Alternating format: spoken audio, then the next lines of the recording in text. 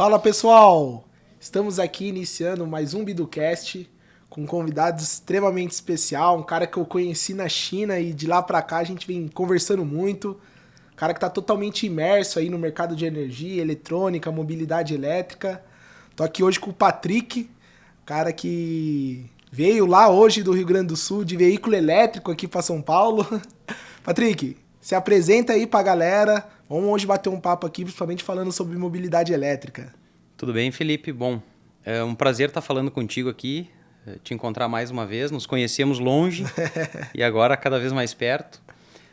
Bom, eu sou o Patrick Bonella, eu sou engenheiro eletricista. Eu me formei já fazem 20 anos, passa rápido. Passa de uma hora para outra, né?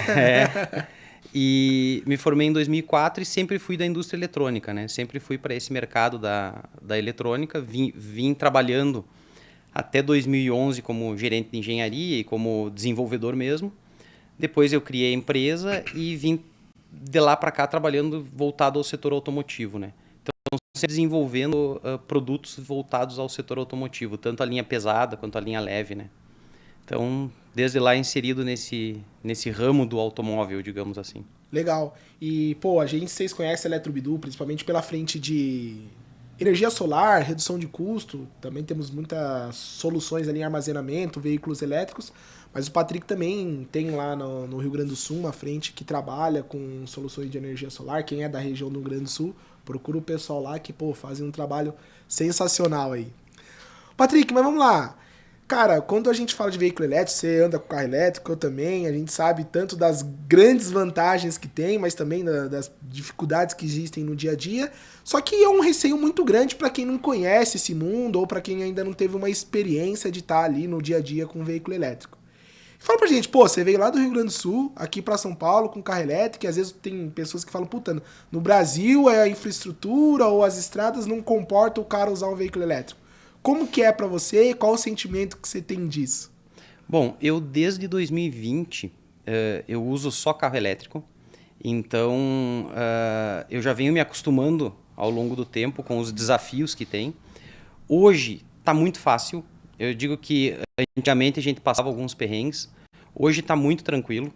Por exemplo, eu saio de Vacaria, onde é a nossa fábrica lá, eu carrego um pouquinho em Lages, porque a perna de Vacaria a Curitiba são quase 500 quilômetros. O carro faz 500 quilômetros, mas para não chegar no limite, eu carrego um pouquinho em Lages, carrego em Curitiba e sigo até São Paulo.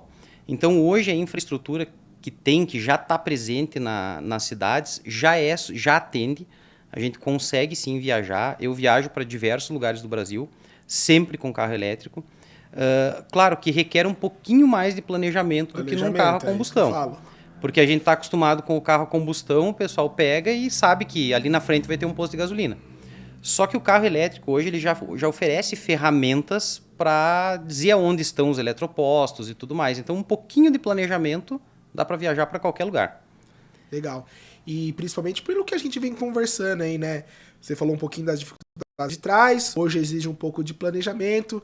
Mas até com seus objetivos, com da Eletrobidu, que a gente vê no mercado, daqui a pouco tá cheio de carregador, tá cheio de ponta elétrica aí, vai ser muito simples, né? Exatamente. Hoje, uma das metas nossa é eletrificar o país, né? Boa. Então, isso cada vez mais tem mais carregadores, os preços estão cada vez menores, está mais competitivo. Então, hoje as dificuldades estão cada vez menores. Claro que eu tive um caso, por exemplo, de um grande amigo meu que ele me disse assim, pô, se eu quiser pegar o meu carro agora e ir para São Paulo sem parar, eu vou. Eu disse, eu também faço isso se eu quiser. É só eu alugar um carro a combustão e ir. Entende? Só que eu nunca vou querer fazer isso, porque as vantagens são tão grandes, então não faz sentido hoje. Quantas vezes você pega o carro e faz 1.000 quilômetros decidindo meia hora antes? É muito raro, né? Não existe essa... Andar 1.000 quilômetros sem planejar, tem alguma coisa errada, tem alguma né? coisa errada, entende? Então isso não acontece na prática. Eu pergunto para as pessoas, no dia a dia, quantas vezes você anda mais de 500 quilômetros? Se você pegar a grande maioria, acho que 99% da população, não anda mais do que 500 quilômetros. Não viaja mais do que isso. Então, o problema já quase que inexiste, né? Se a gente pensar que não tem a distância maior do que 500 quilômetros. Então, dá para viajar tranquilo. Não, eu também sinto muito isso aqui. A gente tem unidades no interior de São Paulo, que são a 400 quilômetros, e hoje é normal ir pra lá. Até, tipo, você falou, puta, eu paro ali em Lages, eu paro em Curitiba. Você já parava pra tomar um café, você já parava Exato. pra almoçar. A única diferença é que agora você tá carregando o carro durante seu almoço. Exatamente. Não, e agora você escolhe o lugar para parar onde tem carregador. Onde tem carregador. Antes você parava aleatoriamente, digamos assim. Agora você tem que planejar para parar onde tem o carregador. E isso daí fica até uma dica pro pessoal de rodovia, restaurantes, até mesmo postos de gasolina. Eu hoje, quando eu paro, eu mudei muito o caminho que eu passava e estou frequentando novos restaurantes por conta do ponto. Então você tem que ter um ponto, você tem que ter um ponto hoje, você tem que investir porque a frota tá só aumentando e é um atrativo para ter gente no seu negócio, né? Exatamente. Eu falo muito até o pessoal de hotel. Hotel, eu só paro em hotel que tem carregador. Claro. Então, hotel precisa ter carregadores, porque eu vou dormir lá com o carro carregando. E outra coisa interessante, assim, enquanto ao usuário, que isso é uma oportunidade tanto para os hotéis quanto para os pontos e tudo mais, porque ninguém quer carregar de graça. Porque existe esse estigma. Né? Vai gerar receita, exatamente. Então a gente não quer carregar de graça, para lá e carregar de graça. A gente só quer que tenha o carregador. Né? Esse é um ponto importante, pessoal que também assiste a gente, acompanha. Tinha um time de vendas nosso que estava fazendo prospecção de uma rede grande aqui de São Paulo de restaurantes e mandou lá a propósito, mas daí o cara respondeu, o gerente de compra, como assim? Hoje a gente tem pontos de carregamento, mas a gente dá como cortesia. Então o sentimento era carregador lento, mas o sentimento dele é que os carregadores elétricos era o custo do estabelecimento. E não. Hoje o cara que tem o carro elétrico, ele já está acostumado a pagar. Então, além de você atrair o cara, você vai estar remunerando com o carregador que você instalou lá. Exatamente. Ou alugou, ou cedeu o ponto, né? Exatamente. Hoje eu digo que tem 3 tipos de carregador no mercado. Tem o carregador emergencial, que é aquele que a gente leva no porta-mala do carro para não usar. Né? Que eu brinco que é o airbag. Você não quer usar o airbag, né? Ele tá ali, mas é para uma emergência mesmo. Tem o recarga de oportunidade, que esse sim é que muitas vezes os estabelecimentos colocam para chamar o cliente. Shopping, alguns restaurantes, pizzarias e tal, que normalmente o pessoal não cobra porque ele quer que você consuma lá dentro. E como ele é uma carga lenta, ele não vai gerar despesas. Exatamente. Isso. Então esses wallbox ali que o pessoal conhece, que é o recarga de oportunidade que eu chamo, é o que você tem em casa, o que tem no shopping, que é uma oportunidade de você abastecer o carro em casa, né? Perfeito. Então por isso que o nome já diz, porque você abastecer no shopping, você está lá, abastece de graça muitas vezes. Então esse é o carregador de oportunidade. E o carga rápida, esse sim é aquele que você quer abastecer e seguir viagem. Então esse você paga por ele e aí é como se você estivesse comprando tempo. Né? Quanto mais velocidade, rápido. Mais rápido, mais você vai pagar. Legal. Então é literalmente isso. O carga rápida é vender tempo. E daí, nesses cargas rápidas, realmente a gente já entende, está disposto a pagar por esse tempo, né? Exatamente. E isso acontece um ponto até interessante, que os públicos dos carros elétricos são diferentes. Então, muitas vezes, por exemplo, quando eu chego em Curitiba, tem carregadores a R$2, a R$2,50, a R$2,80. Se eu tô com pressa, eu já vou no de R$2,80. Porque eu sei que não tem ninguém na fila, não tem, porque é o último que o recurso. Cara vai ir, Então, você já paga um pouquinho mais para sair rápido. Sim. Se você quer o mais barato, aí lá você vai competir, às vezes, com o Uber ou com a galera que quer o preço mais barato. Então, tem mercado para todo mundo. Então, sim, conforme o momento que você está e a disponibilidade de tempo, você paga mais ou menos. Perfeito. E já que a gente entrou no assunto de tempo aí, eu acho que essa é uma dúvida que todo mundo pergunta pra gente. Cara, mas quanto tempo demora para carregar um carro elétrico? E depende do quê? Você já falou dos carregadores, mas depende do carro, depende do carregador. Quanto tempo demora para carregar hoje um carro elétrico? Eu costumo dizer assim, essa é a pergunta que mais me fazem e é uma pergunta difícil de responder, né? Porque o carro elétrico, assim, ele tem 2 tipos de recarga. Tem a recarga a lenta e a rápida, né? A rápida depende do carregador, normalmente do carregador, da potência que o carregador pode entregar.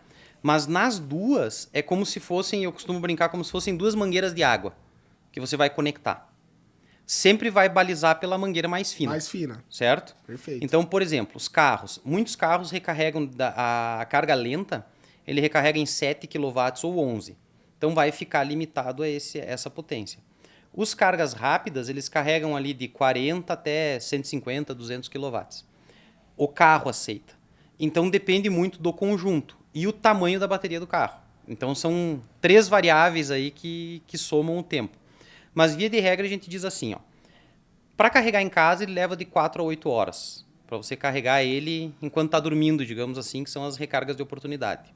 E a carga rápida, aí ela vai ali de 20 minutos a 1 hora e pouco, dependendo do carregador e a potência do carro.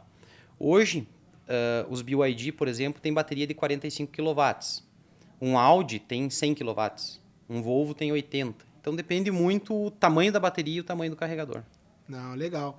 Eu acho que é isso que o Patrick falou mesmo. É uma resposta que às vezes existem variáveis, a potência do carregador, a potência que seu carro aceita e o tamanho da bateria dele.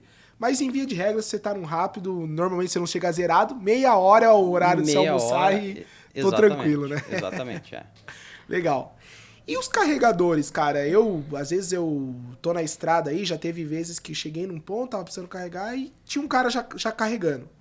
E eu parei do lado, fui colocar no outro e na hora que eu vi o conector não encaixava no meu carro.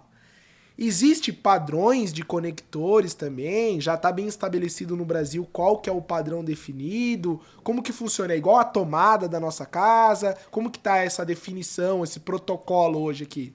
Felipe, muito boa pergunta. Assim, ó, hoje existem alguns padrões no mundo, tá? A China usa o padrão GBT, o Japão usa o padrão CHAdeMO, a Europa usa o CCS2, Estados Unidos usa o CCS1 e a Tesla usa o padrão da Tesla, que é como se fosse o iPhone. O iPhone, que é diferente de todo mundo. Que é diferente de todo mundo. Então são esses 5 padrões. O Brasil adotou o padrão CCS2, que é o padrão europeu. Legal. Então todos os carros vendidos hoje no Brasil vêm com o padrão CCS2, exceto alguns modelos da JAC, tá? Então hoje se você compra um carro no Brasil, ele é padrão brasileiro CCS2, que é o mesmo europeu. Então, via de regra, todos os carregadores no Brasil vão ser padrão brasileiro, certo? O que acontece na prática? Por exemplo, o Patrick é diferente, foi lá e comprou um Tesla. Se eu compro um Tesla, eu costumo brincar assim, é a mesma coisa que você ir para os Estados Unidos lá comprar um secador de cabelo. Comprou lá, vem com aquela tomadinha, os 2 pinos chatinhos. Você chega em casa, você tem que comprar um adaptador para ligar na tua tomada. O carro é a mesma coisa. Então, o usuário do Tesla, ele leva um adaptador junto. O usuário lá do CHAdeMO, o Nissan lá, ele leva o adaptador junto. Legal. Então, é sempre responsabilidade do usuário carregar o adaptador.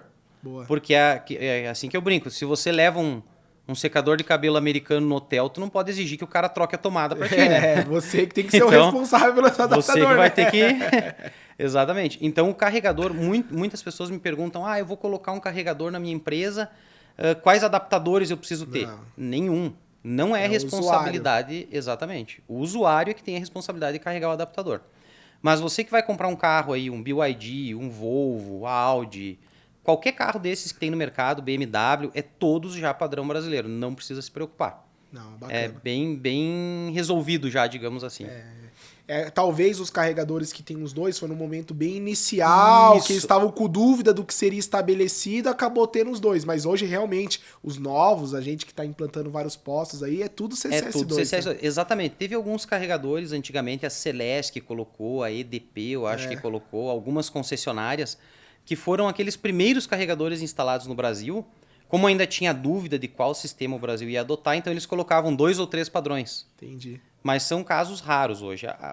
Eu diria que hoje 100% do que é instalado agora novo já é o padrão brasileiro.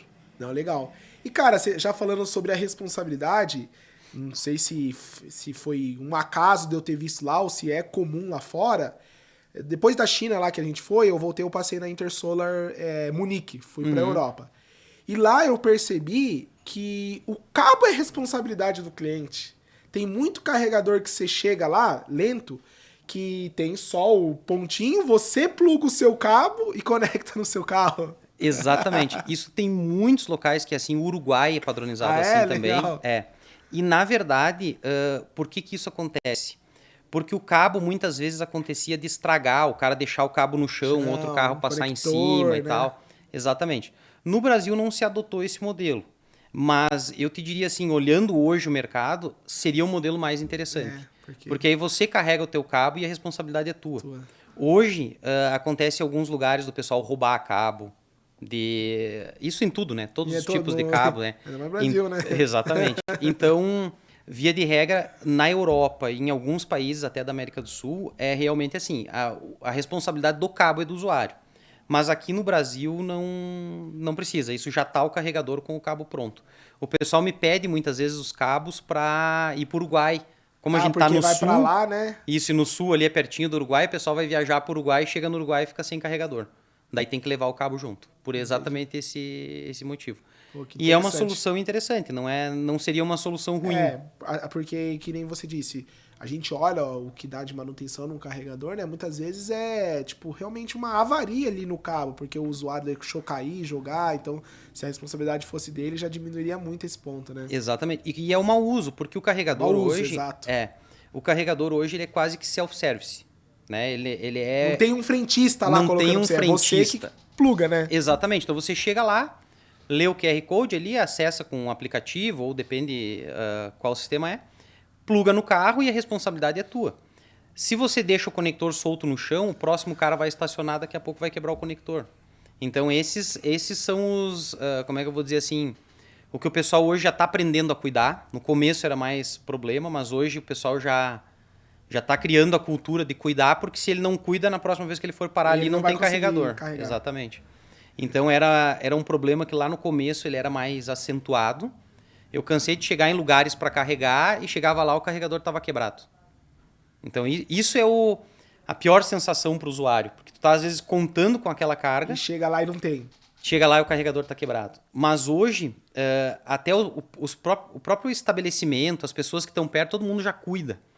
Porque já virou rotina e o próprio usuário já aprendeu que Que ele é meio compartilhado entre ele. O próximo vai usar, mas ele vai usar de novo, né? ele vai usar de novo. Então, se ele quebrar, ele vai ser o maior prejudicado. Sim. Então, o pessoal já cuida mais. Então, hoje já é um problema assim que foi minimizado muito.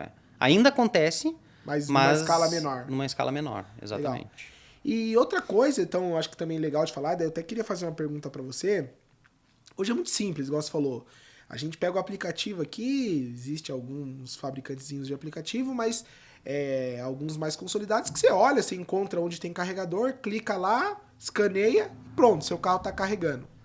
Mas ainda assim, eu tava conversando com um fabricante esses dias, pô, mas e se eu tivesse sem bateria no celular, o que acontece? E ele falou que existe algo que estão tentando colocar de tecnologias de vincular o cartão de crédito ao veículo.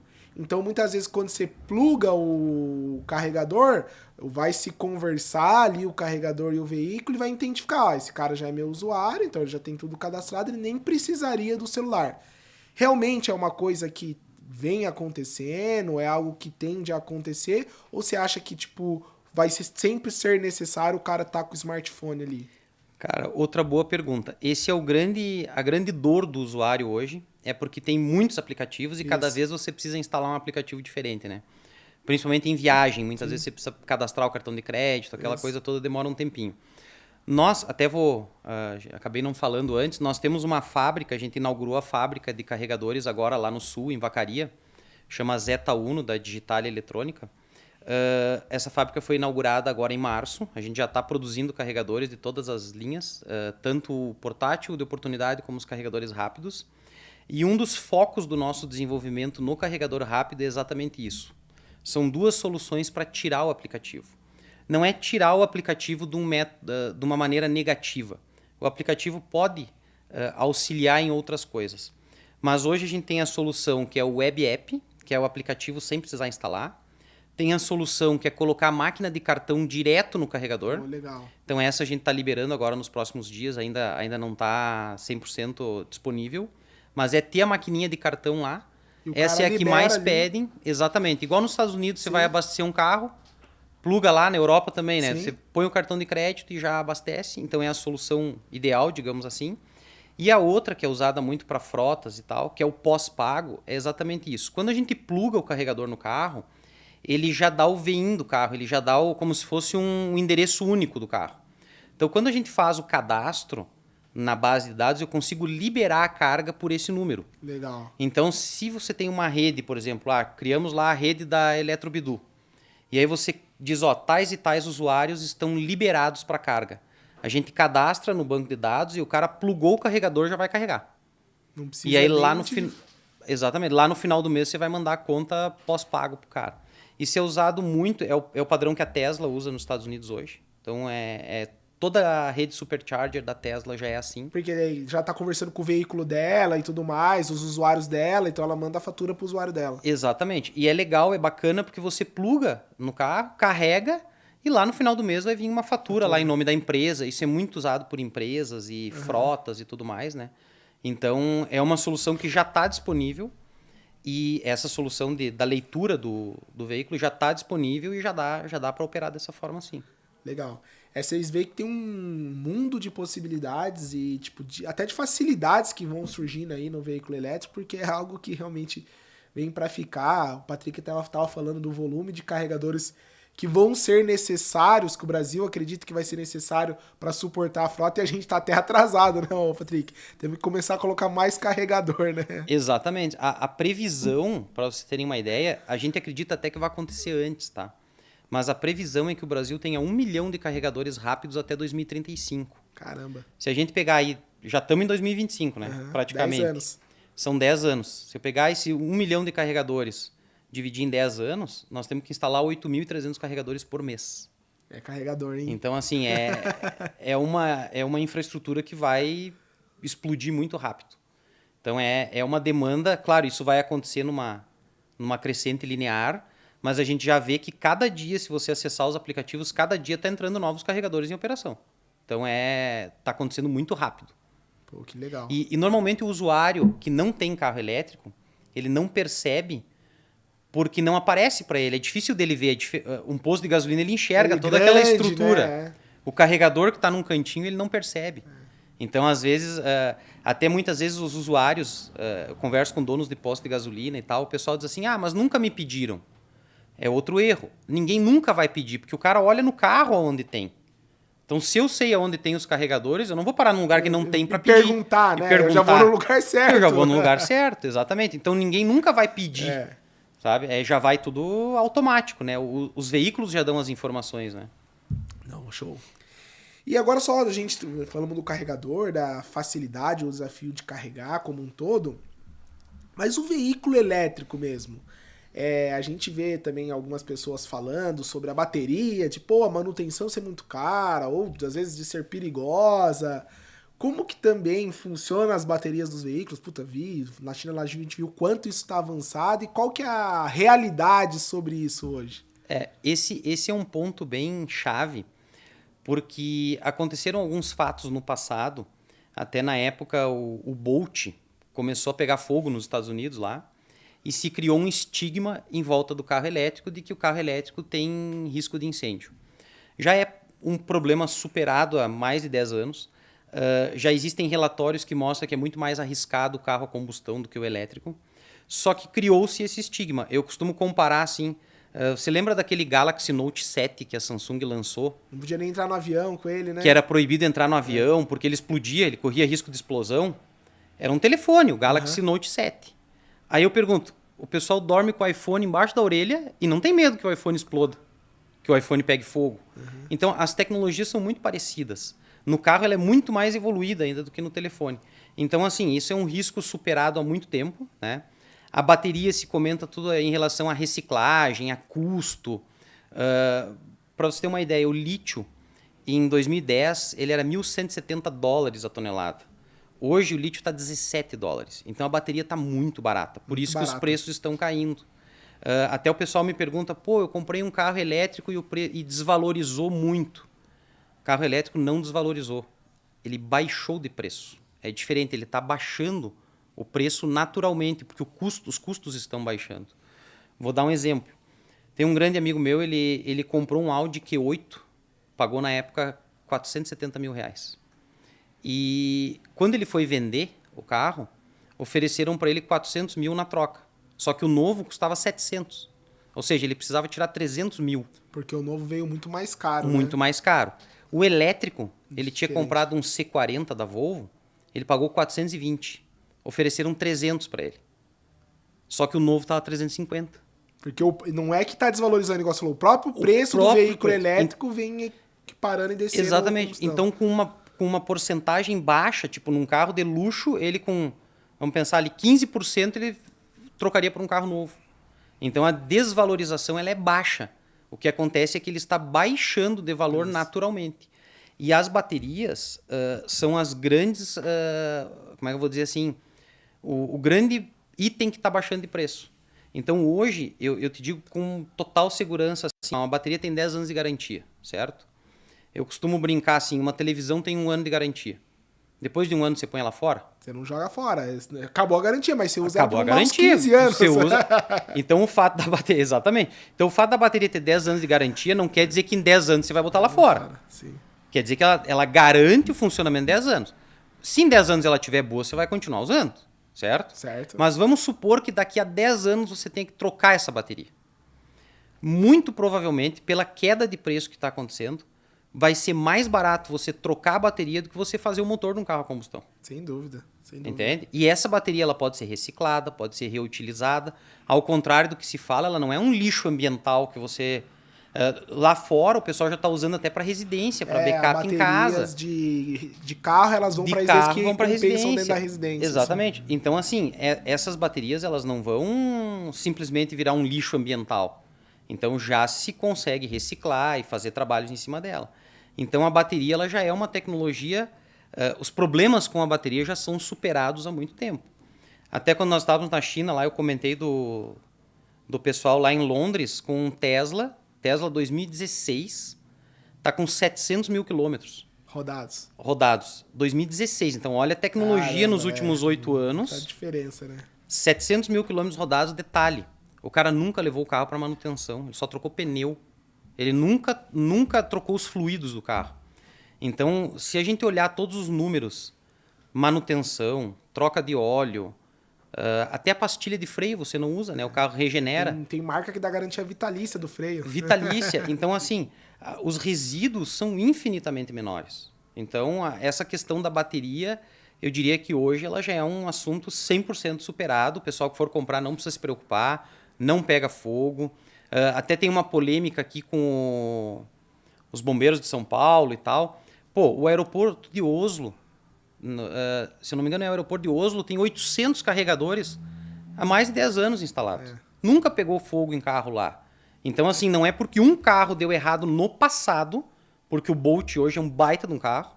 Então, é a mesma coisa. O Galaxy Note continua sendo um ótimo telefone. Sim. O 7 que deu errado, né? Sim. Então, já são problemas totalmente superados. Exatamente, então, ninguém precisa se preocupar com isso. Boa, então esquece o problema da bateria aí, pessoal. Puta, o Patrick falou aqui, e do jeito que tá evoluindo, como a gente vê lá, é extremamente seguro e muito mais barato, como ele disse, do que às vezes você consertar um motor a combustão. Lá na frente, com certeza será. E sem falar que fica zero, né? A bateria você trocou, continua. Motor a combustão, às vezes... Tem todo o resto, tem o câmbio, tem o diferencial, tem todo o resto. E uma coisa bacana é que, assim, as baterias, o pessoal também tem muita fake news, assim, porque se enroscar o carro, a bateria estraga. Porque, passei num quebra-mola, a bateria estragou. Cara, não existe isso. Eu não vi nenhum carro estragar, porque eu tenho um carro, já enrosquei o carro diversas vezes em lombadas aí, não tem problema. O carro é totalmente protegido e não tem riscos quanto à bateria. Vou dar uma pancada na bateria embaixo, vai estragar, porque passou numa lombada, não faz sentido. Legal. E outra coisa, Patrick, que quando a gente tava batendo um papo lá na China, você falou, e eu achei, sensacional também fazer uma analogia do veículo elétrico com o celular, foi até mesmo das empresas que estão investindo. A gente vê muita empresa que era empresa de tecnologia, que fabricava smartphone, ou fabricava equipamentos eletrônicos, que está entrando na frente de veículo elétrico. Por que você acha isso? E se você conseguir também fazer o pessoal de casa aquela sua analogia do celular, sendo o carro, o celular sobre rodas, acho que é muito bacana. Perfeito. Eu venho dizendo isso já há alguns anos, tá? Qual é o grande problema com as montadoras tradicionais? A grande maioria das montadoras elas não detêm tecnologia, elas contratam empresas, o próprio nome já diz, é um conceito feito por Henry Ford lá no passado, onde ele terceiriza os componentes e a montadora monta, certo? Então o próprio nome já diz, ela é uma montadora. Tanto que se a gente vê na Bolsa de Valores, pegar lá o market cap, o valor de mercado das montadoras, são baixíssimos. Sim. Você pega hoje uma Mercedes vale 80 bi, uma GM vale 50, 40, uma Ford também. Então, se você olhar, elas não detêm a tecnologia. E as empresas de tecnologia de fato, Google, Apple, Samsung, Xiaomi, a própria Huawei, essas empresas de tecnologia, que o cerne delas é tecnologia, elas estão migrando naturalmente para o setor automotivo. Por quê? Eu costumo brincar assim, ó, se você pegar um carro hoje, ele é 2 motor de ar-condicionado desses inverter maior, ele é um motor daquele ali maior, um celular, é o que? A tela lá na frente e, e a bateria muito parecida com a do celular maior. Então a gente falar de um carro elétrico hoje é um celular com um motor de ar-condicionado grande. Então assim, o que é mais fácil? É a Samsung botar 4 rodas e fazer um carro? Ou tu pegar uma dessas montadoras tradicionais, Volkswagen e tal, e refazer toda a cadeia e trazer tecnologia para dentro de casa. Exatamente. Você vai na Apple lá, os caras têm 40 mil engenheiros, 30 mil engenheiros. Então, assim, a tendência das empresas de tecnologia entrar nesse mercado é muito forte. A prova disso é, nós vimos lá na China a Huawei fazendo a plataforma para todos os carros. A Xiaomi lançou, tu viu o carro espetacular lá, o carro da Xiaomi. A própria Volvo já é de uma empresa de tecnologia chinesa, né? Da Geely, acho que eu não lembro lá. A Tesla é uma empresa que nasceu de uma empresa de tecnologia. Então, tu vê esses carros, cada vez mais uma invasão das empresas de tecnologia no mercado de automobilístico. Então, aí muitas vezes o pessoal me pergunta, vai terminar então o carro a combustão? Eu digo não. Por exemplo, quando o Marconi, lá no início do final do século XIX, inventou o rádio, ele queria acabar com o jornal escrito. Depois veio o cara e inventou a TV para acabar com o rádio. E hoje a gente tá aí, tem a TV, tem o rádio, tem o jornal escrito, tem a internet, tá todo mundo. Algumas coisas mudaram os meios, mas tá todo mundo aí. Então o carro a combustão vai existir por muito tempo. Claro que cada um vai ter o seu mercado. Então, mas que vai ter uma invasão grande de empresas de tecnologia. A própria BYD. A BYD é uma empresa de tecnologia há muito tempo. Então, vai ter uma invasão muito grande das empresas de tecnologia nesse mercado. E isso vai chacoalhar muito rápido. Já está acontecendo. A gente no Brasil aqui não está percebendo, mas lá fora tu já viu que a explosão está grande. Gigante. Nós tivemos em Xangai, até eu fiz um vídeo lá numa rótula que tinha. E incrível porque tu não via barulho. É, um monte tipo, a de poluição carro sonora zero, né? Parece tipo, é como se você chegasse ali em São Paulo, subisse numa passarela e um monte de carro e sem barulho. Sem barulho. Então, eu achei aquilo espetacular, porque eu fiz o vídeo e disse, caramba, ônibus passando, caminhão passando, Poluição sonora silêncio. Zero. Aí daqui a pouco vem uma combustão, tu vê que parecia que tava tremendo o chão. Né? Então, é incrível. E essa mudança já está acontecendo.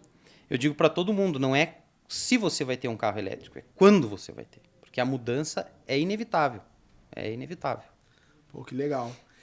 E, cara, agora, já que você falou isso, pra gente ir até caminhando pros finais, compensa ou não compensa, então, um carro elétrico? Pensando em custo-benefício, pensando no que você acredita que vai acontecer com o mercado, compensa ou não compensa?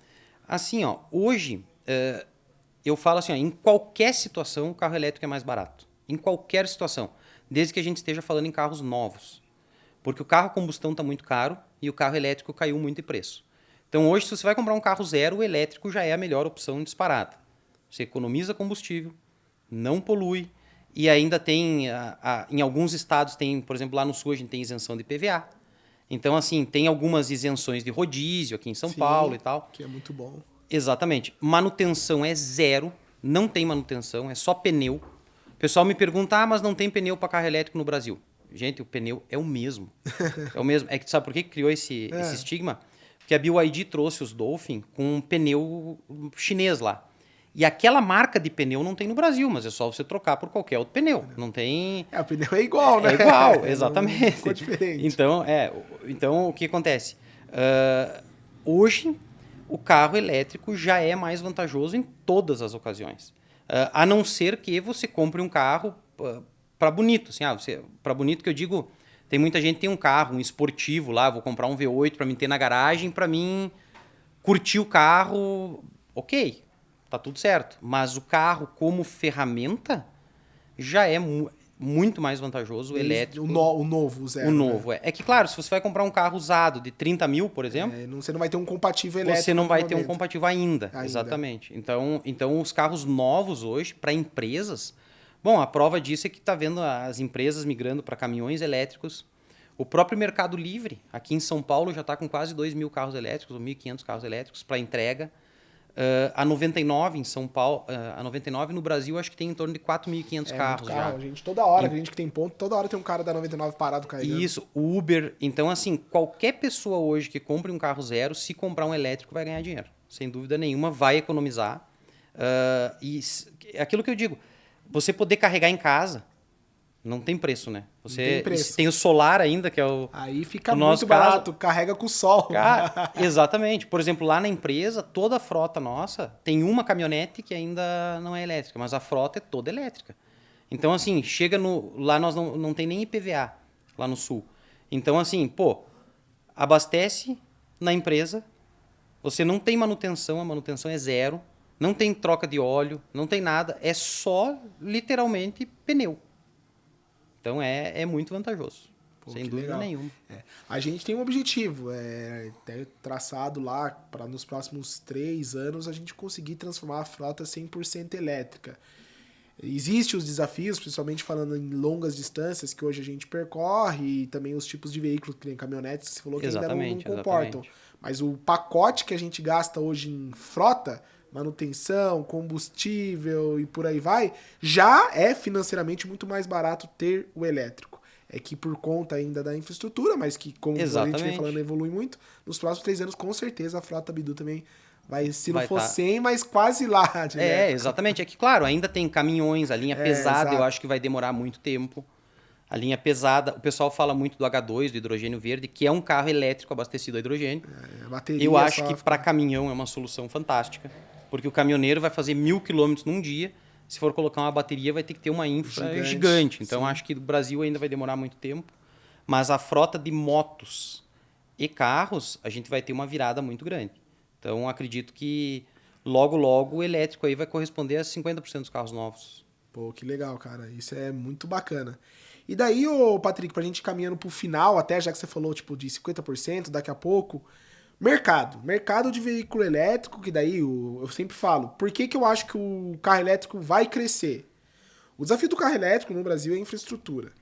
Só que uma coisa vem puxando a outra. Comprou o carro elétrico, com medo da infraestrutura, gerou incentivo de um mercado que é o que a gente incentiva aí, que é instalar mais carregadores veicular. E fecha a conta.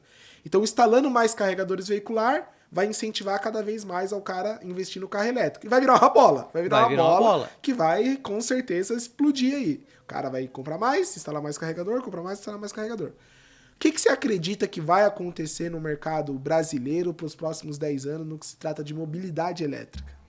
Assim, eu agora, você falando isso, eu lembrei lá em 2017, 2018, que eu anunciei a Solar. A gente anunciou e teve uma senhora que foi lá dizendo que era... Como é que era? Era fake, o que nós estávamos fazendo, que aquilo era mentira, que não tinha como funcionar. Né? Então, e tu vê, hoje é uma coisa mais do que consolidada. Então, eu acredito que o mercado vai rampar assim, absurdamente.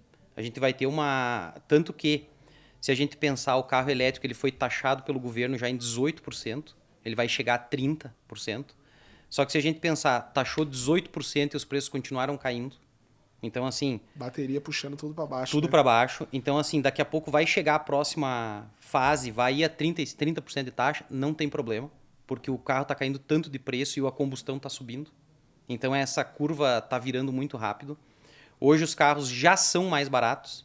Se você ir comprar hoje, você compra um Volvo elétrico pelo preço de uma Jeep Compass. Sim. Então, assim, é uma coisa... saiu aí mais barato que a Compass. Que uma Compass. Então, é surreal, tu entende? Você vai comprar hoje uma T-Cross, uma caminhonete assim, já tem os BYD ali pelo mesmo preço. Então, vai ter uma virada muito grande. O mercado ainda está um pouquinho se adaptando. Os garagistas, por exemplo, de carros usados, muitas vezes eles têm restrição em pegar um carro elétrico. A hora que eles perceberem que é muito mais seguro ele pegar um carro elétrico, na troca por outro do que ele pegar uma combustão. Porque hoje você pegar um carro a combustão com 100 mil quilômetros A chance de dar problema é muito mais é muito alta. grande. Se você pegar um elétrico com 200 mil quilômetros, não tem problema. Você deu o exemplo do Não cara tem a problema. 700 mil Exatamente. quilômetros Não tem problema nenhum. Então, assim, o mercado está mudando muito rápido. Está vindo muita empresa nova com tecnologia forte. A gente está vendo agora mais outras 3, 4 marcas entrando no Brasil. Agora, para 25, nós vamos ter pelo menos mais 3 ou 4 marcas de veículos no Brasil. Então, assim, o ramp-up vai ser absurdo. Eu acredito que... Eu arrisco dizer que em 2025, os eletrificados, que daí a gente põe o híbrido plug-in, o híbrido plug-in, junto com o elétrico, já vai estar perto de uns 50%. Eu arrisco dizer, posso estar errado, mas eu arrisco dizer que vai ter um ramp-up absurdo. Porque não faz mais sentido... se o cara tem o problema da combustão, é só ele comprar um híbrido plug-in. Ele roda na cidade sempre elétrico e na rodovia a gasolina. Então o híbrido plug-in vai, como é que eu vou dizer assim, derrubar a combustão 100%. É o que eu falo. O combustão mesmo em si, para nenhuma ocasião, mas ele faz sentido. Tem que ser, ou é híbrido ou elétrico. Ou é híbrido ou elétrico. A própria a BYD está trazendo uma caminhonete, a BYD Shark. Cara, a caminhonete tem um espetáculo. Top. Nós vimos lá na China, a caminhonete é espetacular, 400 e pouco CV, ao preço mais barato que já o mercado, só dela anunciar o mercado das picapes, se você olhar, já começou a cair de preço. Porque já estão botando em promoção lá, tudo que é Ranger, que é Hilux, já estão entrando tudo em promoção, porque eles sabem que vai vir com preço competitivo. E é uma caminhonete que você vai fazer 150 km no elétrico, então você roda na cidade elétrico e a hora que for viajar, roda combustão. Que ela é híbrida, né? Então é uma solução espetacular. Legal, Patrick. Cara, agradeço muito o nosso bate-papo hoje. Acho que foi muito rico e fluido para quem assistir esse podcast. Acho que vai acabar tirando todas as dúvidas no que envolve o mundo da mobilidade elétrica e vai ter mais segurança e certeza, porque tenho certeza que todo mundo... Hoje quase todo mundo já pensou em compensa ter um carro elétrico? Será que eu vou ter um carro elétrico? Pensou. Acho que com isso e com a experiência que você tem ali como usuário também desde 2020, vai dar mais certeza para vocês elegerem isso. E, cara, portas abertas aí, acho que a gente vai fazer muito negócio ainda junto. Com certeza, e precisando portas aí, abertas aqui, beleza? Tamo junto, combinado. Valeu, muito obrigado, Valeu, pessoal de casa. Obrigado, até o próximo. Até a próxima.